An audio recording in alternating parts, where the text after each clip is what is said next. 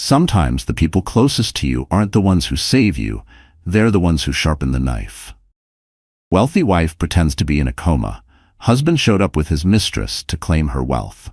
Today's story is about Rachel Donovan, a self-made entrepreneur who built a luxury yacht rental business from scratch. She had wealth, success, and what she thought was a loving marriage, until a boating accident changed everything. The first thing Rachel Donovan became aware of was pain.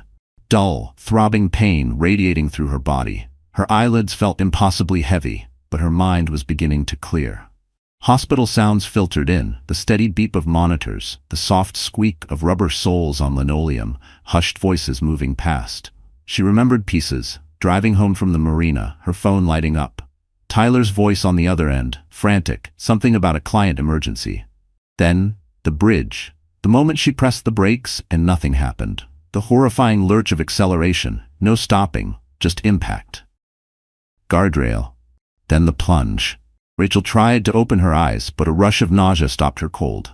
She stayed still, her mind trying to catch up, when the door to her hospital room creaked open. "How is she today?" Tyler's voice, her husband of 9 years. A wave of relief washed over her. He was here. She wasn't alone. Everything would be okay. "No change?" A woman replied. "Probably a nurse. The doctor will be in shortly to update you." "Thank you," Tyler said, his voice lined with concern. Rachel fought to lift her eyelids, to move, to show them she was awake. But her body betrayed her. She heard the nurse's footsteps retreat, the soft click of the door, and then another voice. Feminine, intimate, familiar. "Is she still out?" the woman asked. "Completely unconscious," Tyler replied. His tone had changed, relieved, almost light. "Doctor says she might never wake up, so our plan worked perfectly." Rachel's pulse quickened. Her mind froze, a soft giggle. That voice. Sabrina, her assistant of 4 years. "The brake failure worked better than we expected," Tyler said, now cheerful. "Now we just wait for nature to take its course." There was the sound of movement, then a kiss. "You're brilliant, Tyler," Sabrina murmured. "I knew you could pull it off." The heart monitor beside Rachel beeped just a little faster. Slightly faster. She forced herself to breathe slowly, evenly, terrified they would notice she was conscious. "Careful," Tyler whispered. "Even like this, she's still causing trouble." "How long do we have to wait?" Sabrina asked, impatience clear in her tone. "Not long. I've already spoken to her lawyers. With her in this condition, as her husband, I get control of everything. The yachts, the waterfront properties, her accounts, all of it." "And once you have control?" Sabrina pressed. "Then we have a tragic conversation with the doctors about quality of life and her wishes not to be kept alive by machines." Tyler's voice was cold. Calculating. Rachel was always very clear about that, wasn't she? Lucky to have such an attentive husband who remembered her wishes. They laughed together, the sound piercing Rachel's heart like a physical blow. "I still can't believe how easy it was," Sabrina said, moving around the room. Rachel could hear her heels clicking on the floor. A call about an emergency at the marina. We're rushing to that old bridge where no one would see anything. The mechanic I paid did excellent work. The brake line cut just enough to fail when she needed it most. And with her SUV at the bottom of that ravine, no one's going to look too closely at a simple mechanical failure. Rachel felt sick. The accident wasn't an accident at all. Her husband had tried to kill her, was still trying to kill her, and her own assistant was his accomplice. "Do you think anyone suspects anything?" Sabrina asked. "Who would? Everyone knows we were the perfect couple." Tyler laughed bitterly. "Only you and I know what a cold, controlling witch she really was. Always working, always expanding the business, treating me like I was just another employee instead of her husband.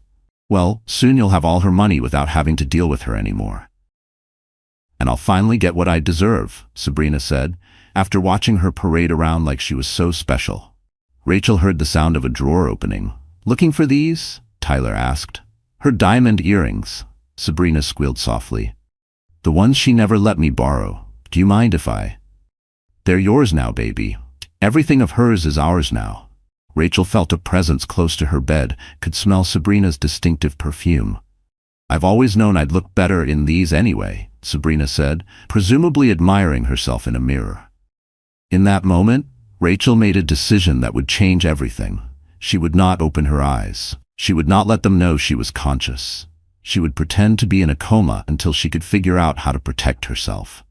Because if Tyler discovered she was awake, he would surely find another way to finish what he'd started. The next day, Rachel heard the door open and close. She kept her breathing even, her body still. "Good morning, Mrs. Donovan. I'm Dr. Hamid. I'll just be checking your vitals." Rachel felt gentle hands checking the monitors, adjusting something on her arm. She heard the doctor making notes, his pen scratching on paper. He was alone. This might be her only chance. Slowly, carefully, Rachel opened her eyes just a crack. The light was blinding after so long in darkness. "Mrs. Donovan," the doctor gasped, leaning closer. Rachel opened her eyes fully, looking directly at the startled doctor. She raised a trembling finger to her lips. "Please," she whispered, her voice rough from disuse. "Don't tell anyone I'm awake." Dr. Hamid stared at her in shock. "Mrs. Donovan, this is wonderful news. Your husband will be—" "No," Rachel rasped urgently, grabbing his wrist with surprising strength. "My husband, he did this to me. He and my assistant. They tried to kill me. I heard them talking." Dr. Hamid's expression changed from joy to concern. "Mrs. Donovan, you've been through a traumatic experience. Sometimes patients experience confusion or the brake lines," Rachel insisted. "He paid someone to cut my brake lines. They're waiting for me to die so they can take my money. Please. If he knows you're awake, he'll try again." The doctor studied her face intently. "That's a very serious accusation." "I know," Rachel whispered, "but I heard them. They didn't know I could hear everything.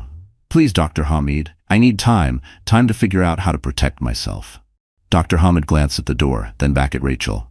"If what you're saying is true, you could be in danger." "I know I am," Rachel said, a tear sliding down her cheek. "Will you help me?" After a long moment, Dr. Hamid nodded. "I'll continue to report no change in your condition. But Mrs. Donovan, I can't maintain this deception indefinitely. We need to involve the authorities." "Not yet," Rachel pleaded. "Tyler has connections with the local police. I need evidence first. Please, just give me time." "I'll help you," Dr. Hamid finally agreed.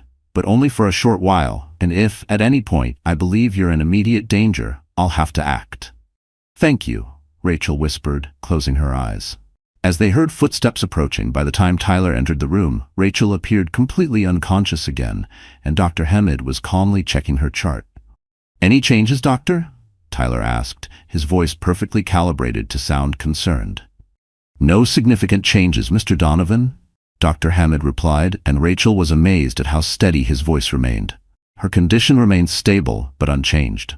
"I see," Tyler said, and Rachel could hear the disappointment he was trying to mask. "How long do you think she'll remain like this?" "It's impossible to say. Brain injuries are unpredictable. Some patients wake up after days, others after months or years. Some, unfortunately, never regain consciousness." "And what are her chances of waking up? I mean," Dr. Hamid paused.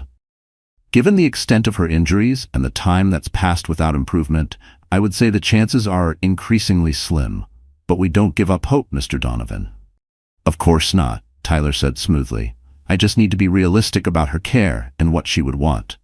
"I understand. We can discuss options in my office later this week. For now, talk to her. Some patients can hear, even in this state." Rachel could almost feel Tyler stiffen. "They can?" His voice had an edge now. "Some research suggests it's possible, though in Mrs. Donovan's case, given the nature of her brain activity, it's unlikely she's processing much, if anything." "I see," Tyler said, sounding relieved. "Well, I'll keep that in mind." After Dr. Hamid left, Tyler sat beside Rachel's bed. She could feel him watching her, and it took all her willpower to keep her breathing even. Her face relaxed. "Rachel, Rachel, Rachel," he said softly, but there was no affection in his voice. "You always did have to do everything the hard way, didn't you? Couldn't just die quickly in the accident, could you? Always have to be in control." He sighed dramatically. "You know, none of this would have happened if you just appreciated what you had. If you treated me like a husband instead of an accessory." His voice hardened. "Do you know how it feels to be introduced as Rachel Donovan's husband at every event? To have everyone know you're just the trophy husband she picked up before she got rich." Rachel felt his hand take hers, and she fought the urge to pull away. "Well, I guess I should thank you for this, at least," he continued. Your condition has everyone so sympathetic. Poor Tyler, they all say. No one questions me taking over the business decisions. Your empire is already starting to become mine. He placed her hand back on the bed carelessly. Sabrina is much better suited to be my wife anyway. She understands what a woman's role should be, and she's 10 years younger than you. Did I ever mention that? Rachel heard him stand up, felt him lean over her. Just between us, he whispered near her ear. I hope you can hear me. I hope somewhere in that brain of yours you know exactly what's happening and can't do a thing about it. That would be perfect justice for how powerless you made me feel all these years. As Tyler left the room, Rachel allowed herself a single tear. How had she never seen the hatred beneath his charming exterior? Had it always been there? Or had it grown over time? She had built her yacht rental empire from a single failing marina location she'd purchased with every cent of her savings. She'd worked 18-hour days for years, turning it into the most successful luxury charter company on the West Coast. Tyler had come into her life when she had just begun to succeed, charming her with his attention and support, or what she had thought was support. Now she understood. He had never been proud of her success. He had been waiting to steal it.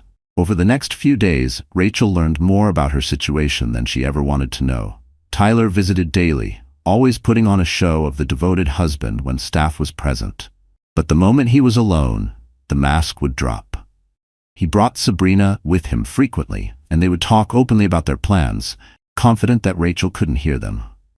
The transfer of the downtown dock property went through today, Tyler said during one visit. Her signature looks surprisingly good, doesn't it? You've had enough practice, Sabrina laughed. The way you forge it is better than her actual signature. The benefit of watching her sign documents for years, Tyler replied, smugly. The best part is, no one questions it. Why would they? Everyone knows I've been handling things while she's been indisposed. Rachel's mind raced. He was forging her signature, transferring her properties. How many had he already stolen? How much damage had been done? What about the yacht clubs? Sabrina asked. The main one is still tricky. That David guy is being difficult about some of the changes I want to make. The operations manager. I thought you fired him. I did, but he's still causing problems, questioning the authenticity of the paperwork, suggesting we get second opinions on Rachel's condition. He's too loyal to her. Can't you just replace him completely? Not yet. He knows too much about how she ran things. I need to learn more before I can push him out entirely, but soon. Rachel felt a surge of hope. David was questioning things. David was still loyal. She had hired him 5 years ago, recognizing his integrity and intelligence. Maybe he could be an ally. Later that week, Rachel heard Tyler arguing with someone outside her door. I told you you're not authorized to visit her anymore, Tyler was saying angrily. I worked with Rachel for 5 years, Mr. Donovan, came the response. It was David's voice. I just want to see how she's doing.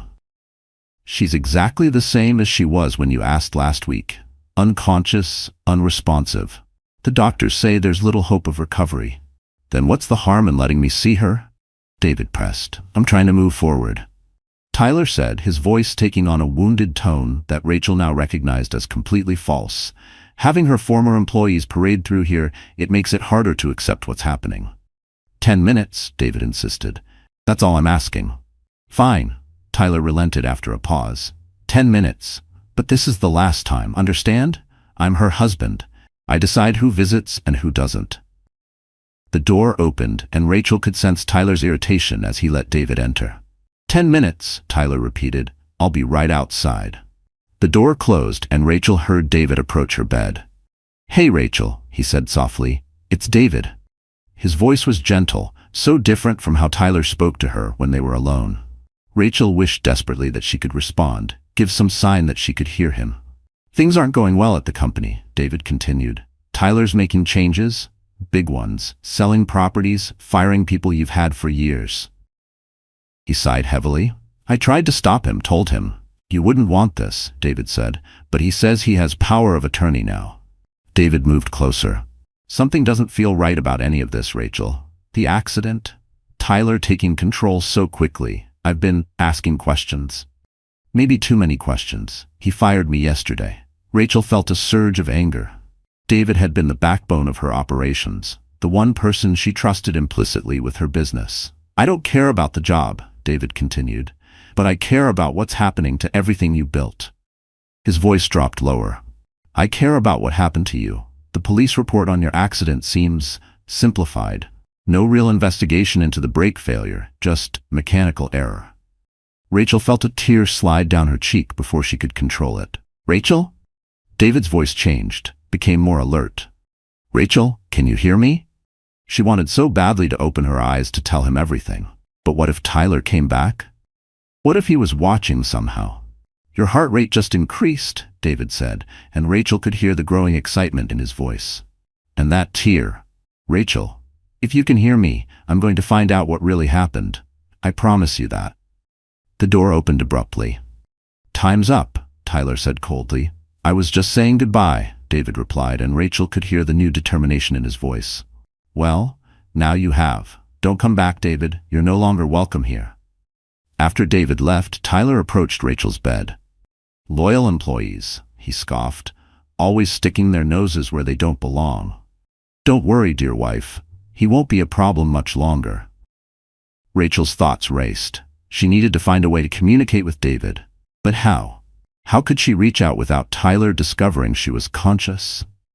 2 weeks after Rachel first regained consciousness, she overheard a conversation that chilled her to the bone. "I'd like to discuss end-of-life options for my wife," Tyler was saying to Dr. Hamid. They were standing just inside her room, Tyler having requested a private consultation. "Mr. Donovan," Dr. Hamid replied cautiously, "while your wife's condition has not improved, it hasn't deteriorated either. It's quite early to be having this discussion."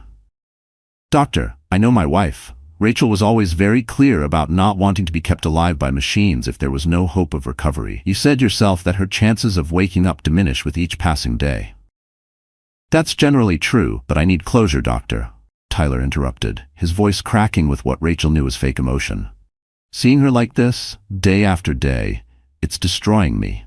And managing her business affairs while dealing with this emotional toll, I'm barely holding it together." Dr. Hamid was silent for a moment. "Mr. Donovan, I understand this is difficult," he said carefully, "but we typically don't consider removing life support until all possibilities of recovery have been exhausted. Your wife is breathing on her own. Her brain shows activity. These are positive signs. But she's not waking up," Tyler pressed. "How long do I have to wait before we can make this decision? Weeks? Months? Years?" That's not what Rachel would want. "Let me be clear," Dr. Hamid said firmly, straightening slightly. "As her physician, I would not support removing care at this stage. It would be premature and, in my professional opinion, inappropriate." "I see," Tyler said, his voice cooling. "Perhaps I should speak with the hospital administration about bringing in another doctor for a second opinion. Someone who might be more understanding of our situation." "That is your right," Dr. Hamid replied stiffly, "but I'm confident any ethical physician would give you the same answer at this stage." "We'll see about that," Tyler said. "Thank you for your time, doctor." After Dr. Hamid left, Tyler approached Rachel's bed. "You always did inspire such misplaced loyalty," he muttered. "First David, now this doctor. But it doesn't matter. I'll find someone more cooperative. Someone who understands that sometimes letting go is the kindest option." Rachel felt terror rising within her. Tyler was actively trying to remove her life support. He wasn't content to wait for nature to take its course anymore. He wanted her dead, and soon. Later that evening, when the room was quiet and Rachel was alone, the door opened softly. Light footsteps approached her bed. "Mrs. Donovan, it's Sarah, your night nurse." Rachel kept perfectly still, maintaining her coma appearance. "I'm just checking your vitals," Sarah continued, adjusting something on the monitors. Then her voice dropped to a whisper. "Dr. Hamid asked me to keep a special eye on you, to let him know if anything unusual happens with your husband's visits." Rachel felt her pulse quicken slightly. "Your heart rate just increased," Sarah noted. "I've been watching you for a while now, Mrs. Donovan. I've noticed things, how your heart rate changes when certain people are in the room, the tear when your manager visited, the tension in your face when your husband is here." Sarah leaned closer. Mrs. Donovan, if you can hear me, I want you to know you're not alone. Dr. Hamid has concerns, and so do I. If you can hear me, if you're in there, blink. Rachel hesitated. Could she trust this nurse? What if it was a trap set by Tyler? Your husband isn't here, Sarah reassured her, as if reading her thoughts. It's just you and me. If you can hear me, please, give me some sign. Taking a leap of faith, Rachel slowly opened her eyes. Sarah gasped softly, her eyes widening. You are conscious, she whispered. Please, Rachel rasped, her voice weak from disuse. He can't know. Your husband? Rachel nodded slightly. He did this to me. The accident, he wants me dead. Sarah looked stunned. Dr. Hamid suspected something wasn't right, but this, she whispered. He's trying to get my life support removed, Rachel said urgently. He's stealing everything I own. Please, I need help. I'll tell Dr. Hamid right away, Sarah said. We should contact the police. No, Rachel interrupted. Not yet. Tyler has friends in the department. I need evidence first, proof of what he did. How can I help? Sarah asked without hesitation. Help me stay alive, Rachel pleaded. And help me find a way to communicate with David, my former operations manager. He's already suspicious. He might be able to find evidence of what Tyler's done. Sarah nodded. I can do that. And I have something else that might interest you. There's a man who's been coming by the hospital asking about you. Security keeps turning him away because he's not on your approved visitors list. A man who, he says his name is Max, says he was there when your SUV went off the old cliff road near the marina, that he pulled you out before the vehicle exploded. Your husband has been telling everyone you were rescued by emergency services, but this man insists it was him. Rachel felt a jolt of recognition.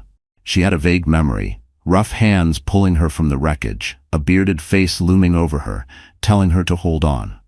Find him, Rachel whispered. Please. I will, Sarah promised. And in the meantime, I'll help you build your strength when no one's around. If your husband is planning what you say, you'll need to be ready. For the first time since waking up to her nightmare, Rachel felt a glimmer of hope. She wasn't alone anymore. She had allies. Now she just needed to stay alive long enough to expose the truth. The next morning, when Rachel was alone, Sarah slipped into her room carrying a small duffel bag. Good morning, she whispered, checking that the door was fully closed. I've brought some things to help with your physical therapy. Rachel opened her eyes, still marveling at the simple freedom of being able to do so when it was safe. Any news about Max? I found him, Sarah confirmed, pulling small hand weights and resistance bands from her bag. He's been living under the bridge near the marina where your accident happened. Seems he feels responsible for you in some way. How did you find him? I asked around at the shelter where I volunteer on weekends. He comes in sometimes for meals. Sarah helped Rachel sit up slightly, supporting her back. He's agreed to meet with me after my shift today. I'll bring him here tomorrow night, when the floor is quiet. Thank you, Rachel said sincerely. What about David? That's trickier. Your husband has specifically instructed security not to allow him in the building, but I have an idea about that too. Sarah showed Rachel how to grip one of the small weights. Let's work on your hand strength first. You've lost muscle tone from being immobile. As they worked through gentle exercises, Sarah explained her plan. I have a friend who works at your main marina office. I can pass a message to David through her. If he can meet me away from the hospital, we can figure out a way for him to see you without your husband knowing. Rachel winced at the pain in her atrophied muscles but pushed through it. Tyler is becoming more aggressive about removing my life support. He's looking for a different doctor who will approve it. Dr. Hamid is fighting it, Sarah assured her. He's documenting every positive sign in your condition to build a case against withdrawal of care. But what? Your husband is persistent, and he's telling everyone how dedicated he is to honoring your wishes. Sarah helped Rachel extend her arm carefully. He's very convincing. Even some of the staff are starting to sympathize with him. He's always been good at manipulating people, Rachel said bitterly. It's why I never saw the truth until it was too late. They worked in silence for a few minutes. Rachel fought through the discomfort of muscles awakening after weeks of disuse. Can I ask you something personal? Sarah finally said. Of course. Why is he doing this? Just for your money? Rachel sighed. I think it started that way. Tyler came into my life when my business was just beginning to take off. He was charming, attentive, everything I thought I wanted. I was so busy building my company, I didn't see what was happening. Which was, he resented my success, my independence. He wanted the lifestyle my money could provide, but he hated that it came from me. Rachel's voice hardened. And then he met Sabrina, my assistant. She made him feel powerful in ways I never did. They've been planning this for over a year, from what I've overheard. Sarah shook her head. It's hard to imagine living with someone who could do this. The worst part is I never saw it coming, Rachel said. She let her arm drop, exhausted from the simple exercise.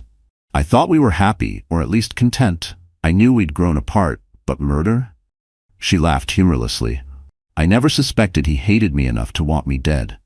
We'll stop him, Sarah promised, helping Rachel back into a reclining position. But for now, you need to rest. I'll be back tonight with more exercises. And tomorrow, I'll bring Max. After Sarah left, Rachel closed her eyes, not pretending this time, but truly resting. Her mind was clearer now than it had been since the accident, and with clarity came determination. Tyler might have tried to take everything from her, but he had underestimated her. He always had. The next night, true to her word, Sarah returned with a visitor. Rachel, who had been fighting unconsciousness, as she always did when the door opened, heard 2 sets of footsteps enter her room. It's just us, Sarah whispered. You can open your eyes. Rachel looked up to see Sarah standing beside a tall, bearded man in worn clothes. He stared at Rachel with a mixture of shock and relief. You're awake, he said, his voice gruff but gentle. Max, Rachel said, recognizing him from her fragmented memories. You pulled me from the SUV. He nodded, moving awkwardly to the side of her bed. Didn't think you'd. Remember that part?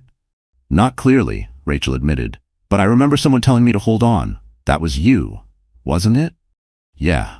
Max shifted uncomfortably, clearly unused to being the center of attention. I was living under that bridge, heard the crash, saw your SUV go over. By the time I got down there, water was already filling it up. You saved my life, Rachel said softly. Max shrugged. Didn't do much good if your husband's trying to finish the job. Rachel exchanged a glance with Sarah. You know about that? I've been watching him, Max said simply. Something seemed off from the beginning. The way he acted at the scene of the crash, he wasn't right. What do you mean? Rachel asked, sitting up straighter. When the paramedics arrived, he was, I don't know, not like a man whose wife just nearly died.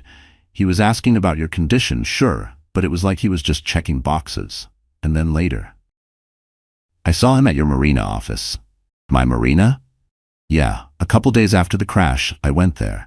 I'd found your business card in the SUV when I pulled you out. Thought someone should know what really happened, but when I got there, I saw him in the parking lot with that woman. Sabrina, Rachel supplied. Yeah, her. They were celebrating, hugging, laughing. It wasn't right. Max's eyes darkened. So I started paying attention, and then I overheard them talking about the brakes. Rachel's heart raced. You heard them admit to tampering with my SUV? Max nodded. They didn't see me. I was collecting cans from the marina dumpster. They were in the back lot, thought they were alone. The woman, Sabrina, she was worried about the police investigation. Your husband told her not to worry. Said he'd paid the mechanic well to make it look like simple brake failure from wear and tear. Max, Rachel said urgently, would you be willing to tell this to the police? He hesitated. Police and I don't exactly get along, and who would believe me over a rich businessman? They would if we had proof, Sarah interjected. Max, did you happen to see which mechanic they were talking about? Better than that, Max said, reaching into his jacket pocket. I went to the junkyard where they took your SUV. Security's pretty lax there at night. I found these. He pulled out a plastic bag containing what looked like damaged brake line components. The mechanic cut the line most of the way through, but made it look like normal wear, Max explained. These parts still have the tool marks on them. A forensic expert could prove it wasn't accidental failure. Rachel stared at the evidence in amazement. Max, I don't know what to say. Don't say anything yet, he replied, putting the parts away carefully. We still need to catch them admitting what they did. Your word against his isn't enough, and these parts alone won't prove who did the cutting. Sarah touched Rachel's shoulder. I have more news. I got a message to David. He's going to meet me tomorrow at the coffee shop across the street. I told him it was about you, but I didn't explain everything yet. Good, Rachel said, her mind racing with possibilities. We need to be careful about how much we share and with whom. Tyler's been forging my signature on documents. David might be able to help prove that. There's something else you should know, Sarah said hesitantly. Your husband came by earlier today while you were sleeping. He was with another doctor, a specialist from another hospital. They were discussing your condition, and the new doctor seemed much more amenable to the idea of withdrawing care. Rachel felt cold fear wash over her. How soon? I'm not sure, but from what I overheard, they're talking about making a decision within the week. Then we don't have much time, Rachel said firmly. We need to coordinate our efforts. Sarah, when you meet with David tomorrow, bring him up to speed. But be careful. If Tyler suspects anything, he could accelerate his plans. I'll be careful, Sarah promised. Max, Rachel continued, can you keep those brake components safe? They're our best physical evidence. He nodded. Got them hidden, where no one will find them. Good, and I need to keep building my strength, Rachel said, determination hardening her voice. When the moment comes to confront Tyler, I need to be ready. As they finalized their plans, Rachel felt something she hadn't experienced since before the accident. Purpose. She wasn't just surviving anymore, she was fighting back. And with these unexpected allies at her side, she finally had a chance at justice. The following evening, Sarah returned to Rachel's room, looking energized. I met with David, she said as soon as she'd closed the door. He's been investigating Tyler on his own. He's gathered quite a bit of evidence already. Rachel sat up eagerly. What kind of evidence? Financial records showing Tyler has been systematically transferring your assets to new accounts under his control, forged signatures on legal documents, and he's found a pattern in Tyler's past that you might find interesting. What pattern? Rachel asked as Sarah helped her with her exercises. As she explained, before Tyler met you, he dated 2 other wealthy women. Both relationships ended when the women suddenly experienced financial problems. One lost her business in what appeared to be a series of bad investments. The other had her identity stolen, resulting in massive debt. You think Tyler was responsible? David is certain of it. He's been tracking down these women. One of them is willing to talk about what happened. Rachel processed this information as she worked on strengthening her legs. So I wasn't his first target, just his most ambitious one. Exactly. But here's the good news. David has contacts in the district attorney's office who aren't connected to Tyler's friends in the local police. He thinks we have enough to start building a case, but we need something definitive. Tyler and Sabrina explicitly discussing their plan. And we need it quickly, Rachel added grimly. Tyler is pushing to have my life support removed within days. Sarah nodded. That's why David brought this. She reached into her pocket and pulled out what looked like a small decorative pin. It's a recording device. We can hide it in your room to capture their conversations when they think no one is listening. Will it work? Rachel asked, examining the tiny device. David says it has excellent audio quality and can record for hours. The challenge is hiding it somewhere Tyler won't notice, but where it can still pick up their voices clearly. They decided to attach the device to the underside of the bedside table, positioning it carefully to capture conversations around Rachel's bed. Now we wait, Sarah said, and hope they say something incriminating enough to use against them. And if they don't? Rachel asked. Sarah's expression grew serious. Then Dr. Hamid and I will have to take official action based on our suspicions. It might not be enough to prove Tyler's guilt, but it should be enough to prevent him from removing your life support while an investigation takes place. The next day, Rachel maintained her Coma facade as Tyler arrived, with Sabrina in tow. They seemed particularly animated. Everything's set, Tyler was saying as they entered. I've convinced the hospital ethics committee to meet tomorrow to discuss Rachel's case. The new specialist is fully on board with our perspective. How long after the meeting until they, Sabrina asked. If all goes as planned, they could remove life support as early as the day after tomorrow, Tyler said, sounding pleased with himself. Dr. Hamid is still objecting, of course. but he's being overruled. I've made quite an impression, as the devoted husband making the difficult but loving choice." Sabrina giggled. "You've always been a good actor." "It's almost over, baby," Tyler said, and Rachel could hear the sound of them kissing. "By this time tomorrow, we'll be finalizing the last of the paperwork. I've already transferred most of the major assets. The marinas are next." "What about that manager? David? Is he still causing problems?" "Not for much longer," Tyler said darkly. "I've arranged for some discrepancies to be found in the accounting at the main office. By the time I'm done, he'll be facing embezzlement charges." Rachel felt a surge of anger. Not only was Tyler trying to kill her, he was planning to destroy David's reputation and possibly send him to prison. "You think of everything," Sabrina purred. "That's why I love you." "The accident should have finished her off properly," Tyler said, his voice hardening as he presumably looked at Rachel. "But this way works too. Cleaner, in some ways. No one will question a grieving husband inheriting his wife's fortune after making the painful decision to let her go when there was no hope of recovery." "How much longer do we have to keep visiting her like this?" Sabrina complained. "It's depressing." "Just until it's done. We need to maintain appearances. Besides," Tyler added with a cold laugh, "I rather enjoy these little chats, telling her exactly what we've done, knowing she can't do a thing about it." "You're wicked," Sabrina teased. "You have no idea," Tyler replied. "Now let's go. We have a meeting with the lawyers to finalize the paperwork for the marina transfer. By the time Rachel flatlines, everything will be legally mine." After they left, Rachel waited several minutes to ensure they wouldn't return. Then she opened her eyes. The recording device had captured everything. Now, they had proof of Tyler's intentions, his admission about the accident, and his plan to frame David. It was time to set their own plan in motion. That night, Sarah, David, and Max gathered in Rachel's room for a final strategy session. "The recording is clear," David confirmed after listening to it. "Combined with the brake components Max salvaged and the financial documentation I've gathered, we have a strong case." "But we need to move quickly," Sarah added. "The ethics committee meets tomorrow at 10 a.m. If they approve withdrawal of care, Tyler could have Rachel's life support removed as early as the following morning." "So what's the plan?" Max asked, looking between them. Rachel sat up straighter in her bed, stronger now after days of secret physical therapy.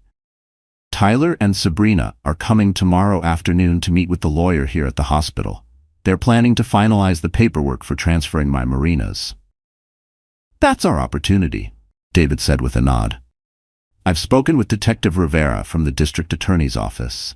She's been investigating financial crimes and has had Tyler on her radar for some time, though she never had enough evidence to move forward." "She'll be here with officers," Sarah added, "waiting for our signal." Rachel took a deep breath. "When Tyler and Sabrina are here, discussing the final details of their plan, thinking I can't hear them, that's when I'll reveal I've been conscious all along." "Are you sure you're strong enough?" Sarah asked with concern. "I have to be," Rachel said firmly. "Tyler needs to see me awake, to know that I heard everything, that I know exactly what he did." "It's risky," Max warned. "He might become violent when he realizes you've been faking." "That's why you'll all be nearby," Rachel said, "and why Detective Rivera and her officers will be just outside." They finalized the details of their plan, each person knowing their role. As her allies left to get some rest before the confrontation, Rachel lay back in her bed, her mind racing. Tomorrow would change everything. Either she would reclaim her life and see justice done, or Tyler would find a way to silence her permanently. Either way, the pretense would finally be over. The next morning dawned with a tense energy. Rachel went through her usual routine of pretending to be unconscious during the shift change and morning rounds. Dr. Hamid came in for his examination, speaking to her normally for the benefit of any observers, while slipping her updates in a whispered tone. "The ethics committee is meeting now," he murmured while checking her vitals. "I've presented all the medical evidence against withdrawal of care. But Tyler's new specialist is quite persuasive, and Tyler himself gave quite a performance about honoring your wishes." Rachel squeezed his hand slightly in acknowledgement. "Detective Rivera is in position," Dr. Hamid continued quietly. She has officers stationed around the floor, dressed as hospital personnel. No one will recognize them. After he left, Rachel focused on controlling her breathing and staying calm. Everything hinged on timing now. Sarah had helped her apply a minimal amount of makeup early that morning, enough to give her some color, but not enough that Tyler would notice. The recording device was in place with a fresh battery to ensure it captured everything. Around noon, Sarah slipped in to give Rachel an update. "The ethics committee approved withdrawal of care," she said grimly. "They've scheduled it for tomorrow morning at 9 a.m. Rachel felt a chill run through her. Then this is our only chance. Tyler and Sabrina are coming at 2 p.m. with the lawyer. David and Max are already in position. Detective Rivera has reviewed all our evidence and is prepared to make arrests based on what she already has. But the recording we get today will seal the case." Sarah helped Rachel sit up and stretch, working through their now familiar routine of exercises designed to prepare her for what was coming. By the time Sarah left to take her position, Rachel felt as ready as she could be. At precisely 2 p.m., Rachel heard Tyler's voice in the hallway, along with Sabrina's and a third voice she didn't recognize. Presumably the lawyer. She settled back into her coma position, eyes closed, breathing even, face relaxed. The door opened, and 3 people entered. "As you can see, counselor, my wife's condition remains unchanged," Tyler was saying, his voice carrying that perfect note of practiced grief. "The ethics committee has approved withdrawal of care for tomorrow morning." "I understand, Mr. Donovan," the lawyer replied. "And you're certain this is what your wife would want?" "Absolutely," Tyler affirmed. Rachel was always clear about not wanting extraordinary measures if there was no hope of recovery. As painful as it is, I'm honoring her wishes. "Very well," the lawyer said. "Let's review the final transfer documents for the marinas. Once these are signed, all of Mrs. Donovan's business holdings will be legally under your control." Rachel heard the rustle of papers, the scrape of chairs as they seated themselves near her bed. "Just to confirm," the lawyer continued, "these transfers are being done under the power of attorney Mrs. Donovan granted you before her accident?" "That's correct," Tyler lied smoothly. "Rachel trusted me implicitly with all her affairs." Rachel had never signed any such document, and they all knew it. The power of attorney Tyler was using was a forgery, like so many other documents. "The timing is fortunate," the lawyer remarked. "Having these transfers completed before tomorrow's procedure will simplify the estate considerably." "Yes, it will," Tyler agreed. Rachel would have wanted a clean transition, with minimal disruption to the businesses she built. The casual hypocrisy of his words made Rachel's blood boil, but she maintained her facade. As the lawyer guided Tyler through the documents, explaining various clauses and requirements, Sabrina grew impatient. "Could we speed this up?" she asked sharply. "This room is depressing." "Sabrina," Tyler chided gently, "show some respect." "For what?" Sabrina scoffed quietly. "She can't hear us, and by this time tomorrow she'll be gone anyway." "Still," the lawyer said, sounding uncomfortable, "perhaps we should continue this in the consultation room." "No need," Tyler said firmly. "I want to be here, with my wife. Let's continue." They proceeded through more documents, Tyler asking occasional questions about various legal points. Rachel carefully controlled her breathing, waiting for the right moment. Finally, the lawyer said, "That's the last of them, Mr. Donovan. If you'll just sign here, the transfer will be complete." "With pleasure," Tyler replied. Rachel could picture him signing with a flourish, finally achieving what he had been planning for so long. This was it, the moment to act. "And if Mrs. Donovan should unexpectedly recover?" the lawyer asked, almost as an afterthought. There was a pause. Then Tyler laughed softly. "She won't." "But hypothetically," the lawyer pressed, "these transfers would be subject to challenge if she were to regain consciousness and dispute them." "Trust me, counselor," Tyler said coldly. "That won't be an issue after tomorrow." "I simply want to be clear about all possibilities," the lawyer insisted. "As your legal advisor." "The accident should have killed her," Sabrina interrupted impatiently. "We wouldn't even be having this conversation if the brake line had failed properly." "Sabrina," Tyler hissed, "not now." "What? He's your lawyer, isn't he? And she can't hear us." Sabrina's voice grew closer to Rachel's bed. "Look at her, completely gone, just an empty shell, taking up space. The lawyer cleared his throat uncomfortably. I think we should. By this time tomorrow, we'll finally be free of her, Tyler said, his voice now stripped of all pretense of care or concern. The ventilator comes off at 9 a.m., and that's that. The doctors say it shouldn't take long after that. Rachel had heard enough. It was time.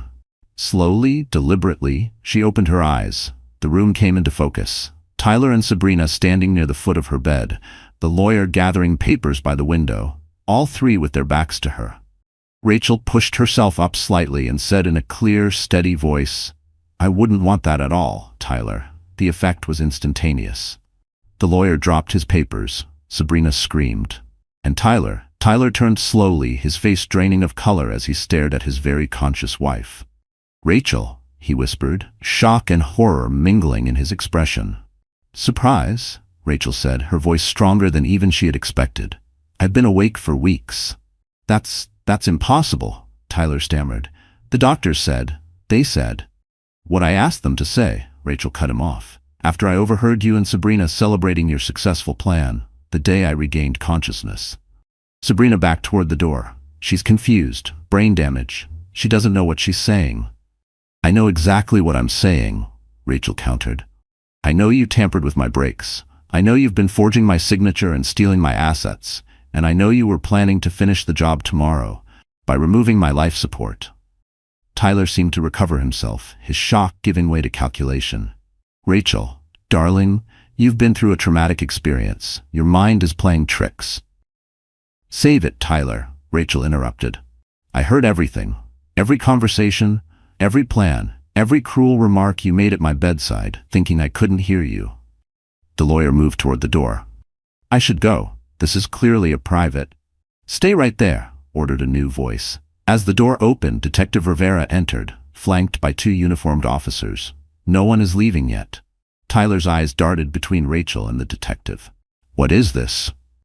Tyler Donovan, Detective Rivera said formally, you're under arrest for attempted murder, fraud, and conspiracy. This is ridiculous, Tyler protested, his charm instantly returning. My wife has just awakened from a coma. She's confused, disoriented. Whatever she thinks she heard. We don't need her testimony, the detective cut in, though it will certainly help. She held up a small device. We have recordings of your conversations in this room, very incriminating conversations. You can't record people without their knowledge, Tyler argued. That's illegal. Any recordings would be inadmissible. Actually, David said, entering the room with Sarah and Max behind him, in this state, only one party needs to consent to a recording. Rachel consented. And we have more than just recordings, Max added, stepping forward with the plastic bag containing the brake components. Physical evidence of tampering with her SUV. Sabrina suddenly made a break for the door, shoving past one of the officers, but was quickly apprehended in the hallway. Tyler's facade finally cracked, his face contorted with rage as he looked at Rachel. You stupid. You couldn't just die, could you? Always have to be in control. Always have to win. Officers, Detective Rivera nodded, and the police moved to handcuff Tyler. As they led him away, Tyler turned back to Rachel, his eyes burning with hate. You think this is over? You've got nothing. I'll be out on bail by tonight. Rachel met his gaze steadily. I heard everything, Tyler. Every plan, every lie, and now everyone else will hear it too. After Tyler and Sabrina were taken away, the room fell silent. The lawyer stood awkwardly by the window, clutching his briefcase. Mrs. Donovan, I had no idea. I was told the power of attorney was legitimate. Save it, David said sharply. The DA will want to speak with you about your role in all of this. As the lawyer was escorted out, Rachel finally let herself relax against the pillows. It was over. After weeks of pretending, of lying completely still while her husband plotted her death, she was finally free. Sarah rushed to her side, checking her vitals. Are you okay?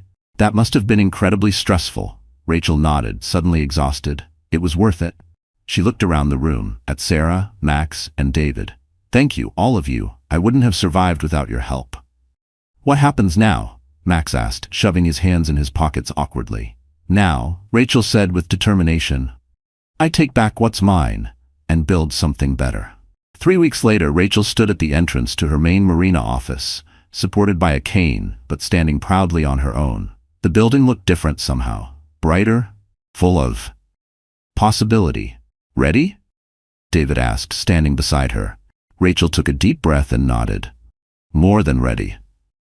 As they walked through the front doors, employees stopped what they were doing, turning to stare in amazement. Word of Rachel's recovery and Tyler's arrest had spread, but few had seen her in person since before the accident. Mrs. Donovan, one of the receptionists, gasped, rushing forward. We had no idea you were coming in today.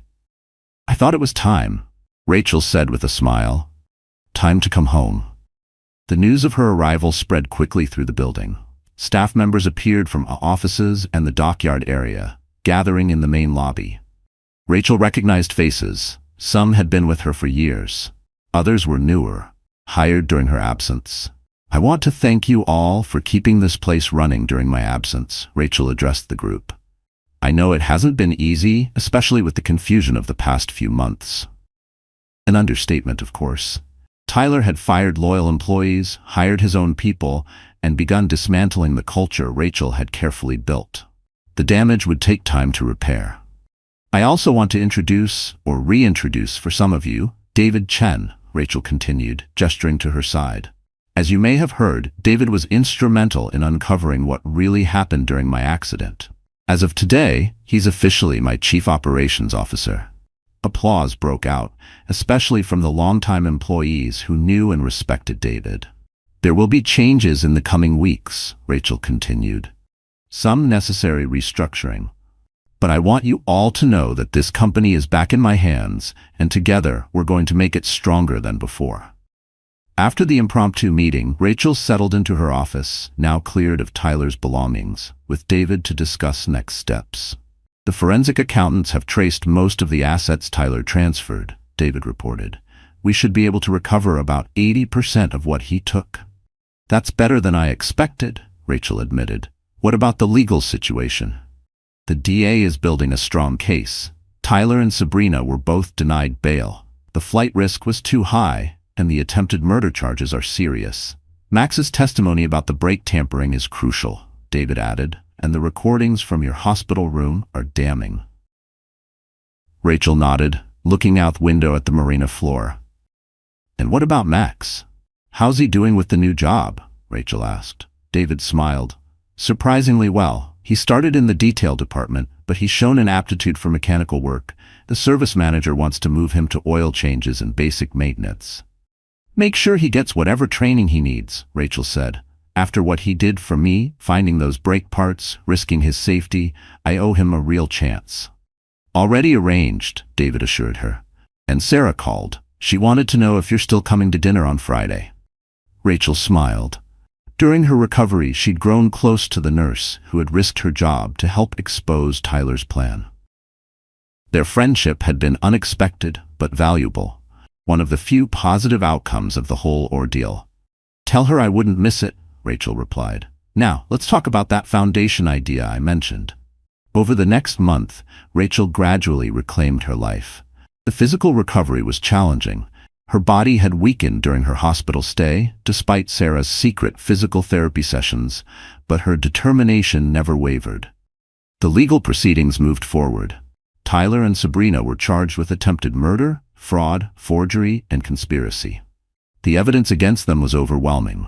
The brake components with clear signs of tampering, the recordings of their conversations, bank records showing the fraudulent transfers, and testimony from the mechanic Tyler had paid to sabotage Rachel's SUV. The mechanic, facing his own charges, had agreed to testify against Tyler in exchange for leniency. His detailed account of how Tyler had approached him, what he'd been paid, and exactly what he'd done to ensure the brakes would fail at high pressure sealed the case. 6 months after Rachel had first opened her eyes and heard her husband plotting her death, she hosted a small gathering at her home, not the mansion she had shared with Tyler, but a new place. Modern and open, with none of the painful memories of her old life. Sarah arrived first, bringing a bottle of wine and a warm hug. You look amazing, she said, stepping back to admire Rachel's recovery. The cane is gone? As of last week, Rachel smiled, and the confirmed physical therapy finally paid off.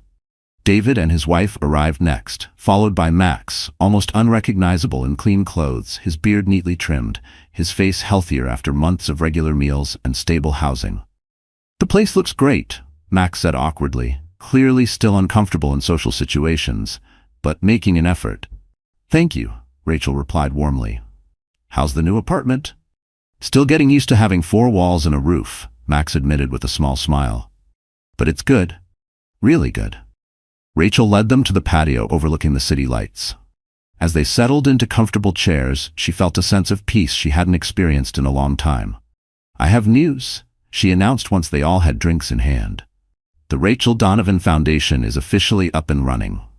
Our first initiative will be a partnership with the downtown shelter to provide job training and transitional housing for homeless individuals."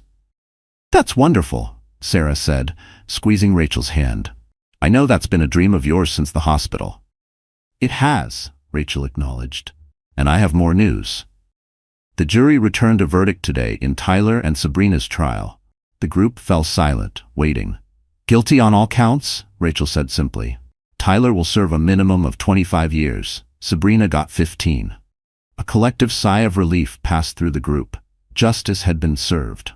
"To new beginnings," David proposed, raising his glass. "And to unexpected friendships," Rachel added, looking around at the unlikely allies who had become her closest friends. "Without you, I wouldn't be here. You didn't just save my life, you helped me build a better one." As the evening continued, Rachel found herself stepping away for a moment of solitude. Standing at the edge of her patio, looking out at the city lights, she reflected on how completely her life had changed. She had lost her marriage, discovered terrible betrayal, and faced death. But in the process, she had found something far more valuable. People who stood by her, not for what she could give them, but for who she truly was. Sarah joined her by the railing. "Penny for your thoughts?" Rachel smiled. "I was just thinking about how strangely life works. Tyler thought he was taking everything from me, my business, my wealth, my life. But in trying to destroy me, he actually gave me something priceless." "What's that?" Sarah asked. "Clarity," Rachel replied. "About what matters, who matters." She glanced at Sarah, their eyes meeting with unspoken understanding. The friendship that had begun in that hospital room had grown into something deeper, more meaningful than either had expected. "I'd go through it all again," Rachel said softly, "if it meant ending up right here." The next morning, Rachel drove herself to the hospital for one final checkup. As she walked through the corridors where she had once been confined, she felt a strange sense of gratitude. This place had been her prison, but also where she had found the strength to fight back. Dr. Hammond greeted her with a warm smile. "Mrs. Donovan, it's good to see you up and about. How are you feeling?" "Better than I have in years," Rachel replied truthfully. "And please call me Rachel." After a thorough examination, Dr. Hammond declared her fully recovered. "Physically, you're in excellent health. And mentally, well, you've shown remarkable resilience." "I had help," Rachel acknowledged. "Good people who stepped up when I needed them most." As Rachel prepared to leave, Dr. Hammond hesitated. "You know, in all my years of practice, I've never seen anything quite like your case. The woman who had to pretend to be in a coma to save her own life." Rachel smiled. "Sometimes, playing dead is the only way to truly start living." Later that day, Rachel drove away from the hospital for the final time, with Sarah beside her. As they turned onto the main road, Rachel felt the last weight lift from her shoulders. "Where to?" Sarah asked. "Forward," Rachel replied simply. "Just forward. Dear friend, life doesn't always shout before it strikes. Sometimes it whispers, softly breaking what we thought was unshakable." Like Rachel, many of us won't see betrayal coming. And when it hits, it doesn't just wound, it rewrites everything we thought we knew about love, trust, and safety. But here's what the Stoics taught us, and what Rachel's story proves. We may not control what happens to us, but we always control what we do next. True strength isn't loud. It's quiet. It's that voice inside you that says, "Not yet. Hold on. Just a little longer." It's the stillness beneath the chaos. It's the power to wait, to observe, to endure, and then to rise. So if you're hurting, if you've ever felt betrayed, silenced, or dismissed, I want you to remember this. You are not broken. You are becoming. What nearly destroys you can also define you, but only if you let it refine you. And when you're standing in the rubble of what used to be, choose forward. Not because it's easy, but because it's yours. Forward isn't just a direction. It's a decision. If this story touched something in you, if it made you pause or feel seen, please consider liking, sharing, and subscribing. It's more than support. It's helping us keep stories like this alive for someone who may need it most. What would you have done in Rachel's shoes? Would you have had the courage to stay still when your heart was screaming to fight? Drop your thoughts in the comments. I'd love to hear from you. And don't forget to ring that bell so you never miss the stories that remind us just how strong the human spirit can be. Sometimes the bravest thing we can do is survive long enough to choose ourselves. Until next time.